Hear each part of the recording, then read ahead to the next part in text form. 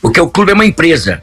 O entretenimento, infelizmente, acabou no futebol. O futebol é um entretenimento. Hoje virou um grande negócio. Sendo um grande negócio, você tem que ter o time de futebol e tem que dar lucro. O Cruzeiro deve R$1 bilhão. O Cruzeiro deve R$1 bilhão, tá certo? Certo. Me dá 5 anos para gerir o Cruzeiro paga esse R$1 bilhão. R$1 bilhão que deve. Sem é só você investir onde tem que investir. Do investidor? Sem precisar. A empresa você precisa de um momento de investidor que venha ser parceiro, claro. O Sérgio optou pela SAF, os cruzeirenses, o conselho, todo mundo optou pela SAF. Faz parte, né? Mas o Flamengo vendeu 3, 4 jogadores, pagou R$700 milhões. Hoje, 100 milhões de dólares representa R$600 mil. R$600 milhões. 600. Então você vai ver que a dívida do Cruzeiro é 150 a 160 milhões de dólares. Então se você pegar e investir na categoria de base, investir nas categorias de base, você vai ver que você vai atingir isso aí. O ativo que você vai ter na categoria de base, um vale 10, outro vale 15, outro vale 5, você vai ver que você vai chegar a esse valor, porque o futebol permite isso. Agora tem que saber gerir isso aí, tem que ser gestor de futebol. Entendeu? Eu acho que a SAF é uma boa, o investidor vai chegar, é uma boa, o Cruzeiro está precisando nesse momento de ter dinheiro para sair do lodo que se meteu, né? Tá num limo muito grande, precisa, tá? Mas eu vejo o Cruzeiro pela grandeza do Cruzeiro, pela história do Cruzeiro, de vendedor. A história do Cruzeiro é de clube revelador e vendedor no mercado. Então é uma coisa que eu vejo que tem saída. As pessoas ficam muito apavoradas, eu vim para o Cruzeiro porque eu quero contribuir com a minha capacidade profissional para ajudar o Cruzeiro a se reerguer. Mas eu sei a grandeza do Cruzeiro, eu sei que o Cruzeiro é um clube vendedor, eu sei quantos jogadores foram vendidos pelo Cruzeiro e quanto foi vendido cada um deles. Né? Então isso é mercado, é conhecimento de mercado. Então acho que todo mundo se assusta com a dívida do Cruzeiro, que isso, aquilo outro. A SAF vai ser importante, o Serginho está no caminho certo, ele acha que tem que ser por aí, a busca do investidor, do empreendedor, tá tudo certo. Mas eu vejo o Cruzeiro, R$1 bilhão para a grandeza do clube, e se você pegar e direcionar para a categoria de base, até com o investidor junto com você, até o investidor estando junto com você, em nível de percentual, é sucesso. Eu sempre digo que os clubes deveriam ter um fundo de investimento do próprio clube, onde você pudesse só servir para o futebol, para compra e venda de jogador. E você poderia ter investidores que quisessem investir ali, naquele fundo ali.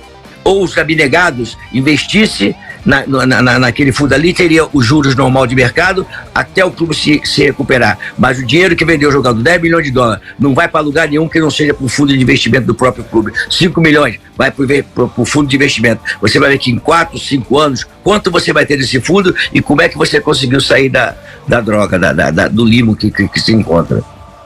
Muito complexo, né, Edmar? A gente está recebendo bacana, hoje Vanderlei Luxemburgo, técnico do Cruzeiro, aqui no Super FC desta sexta-feira. Eu queria saber de você, Luxa, a sua opinião com relação a essa queda, a demissão do Leonardo Gaciba da comissão de arbitragem da CBF, uma vez que você o citou nominalmente em algumas entrevistas coletivas recentes em jogos em que acreditou que o Cruzeiro foi prejudicado. Olha, assim, eu citei, eu não tenho nenhum, eu não tenho receio de falar. Eu acho que ele estava atrapalhando, porque ele é corporativista, os árbitros nunca erram, você vai conversar com ele consegue arrumar uma maneira de que o árbitro não errou. Ele falou para pessoal nosso que o árbitro tinha errado, mas que o árbitro não errou. Prejudicou o Cruzeiro diversas vezes, prejudicou no Vasco da Gama, aquele jogo contra o Inter de Porto Alegre, em que ele ficou claro que a gravação do VAR falou o seguinte: se nós dermos impedimento, vai ter que anular o gol. Então toma a decisão de campo você. Falou para o juiz tomar a decisão. E nós perdemos no jogo de 1-0 e o Vasco foi para a segunda divisão. Ele tem responsabilidade nisso.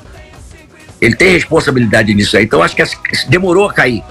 O meu foi demorou a cair. Agora, só que eu não acho que seja a queda do Gaciba que vai endireitar. Eu acho que precisa renovar, botar pessoas diferentes, que não estejam comprometidas com o meio, sejam meio diferentes, sejam pessoas que vão chegar para fazer alguma coisa diferente. Porque se você pegar lá, você sai de fulano para Beltrano para Ciclano, entrou agora um cara que eu gosto muito lá, que vai ser até o final do ano, né? Que é o mineiro Alício. O Alício. Mas ele tá lá há muito tempo. Ele tá lá um tempão. É isso. Tá lá há um tempão, entendeu? Então, Ele é um cara correto, é um cara sério, torço para que ele faça um grande trabalho, ele é competente, tomara que dê certo. Mas ele tá lá um tempão, aí você vai no outro, no Pereirão tá um tempão, no Sérgio Corrêa tá lá. Sérgio Corrêa foi um dos problemas que teve na arbitragem brasileira durante muito tempo. Ele tá lá, Sérgio Corrêa. Então são essas coisas que acontecem, né, a gente já sabe mais ou menos como é que é o caminho. Espero que o Edinaldo, que é uma pessoa boa, de bom senso, né, consiga equilibrar. E que o Alício, se for o Alício, boa sorte para você, mas muda. O árbitro não é dono do espetáculo, o árbitro não é dono do jogo, o árbitro participa do jogo. Estão com muita autoridade, muito poder e muitos erros.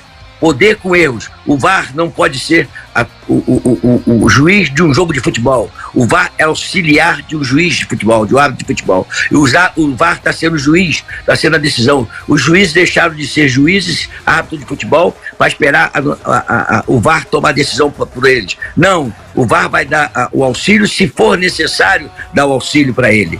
E houve uma mudança muito grande, que o jogo ficou uma merda, porque os VAR interferem toda hora e interferem no resultado de jogo. Vá, fica quieto, pô, sossega. Se você for chamado de alguma coisa que você percebeu que aconteceu e que o juiz passou de... aí tudo bem, tu vai chamar a atenção do cara. Agora você vai querer toda hora chamar para mostrar uma coisa que o árbitro tem que tomar decisão dentro do campo de jogo e coisas normais de jogo de futebol. Quantas expulsões nós vimos em slow motion, tá? Câmera lenta, que não era para ser. Eu tive uma discussão, a Dimara se lembra disso aí, com o Luiz Veiter, que era presidente do Tribunal Superior Tribunal Executivo, porque ele achou que o Edu Dracena puniu o Edu Dracena em 3 meses, que ele achou que o Edu Dracena tinha dado uma cotovelada no jogador do Atlético, que foi meu jogador no Cruzeiro, do Palmeiras, esqueci o nome dele, faleceu.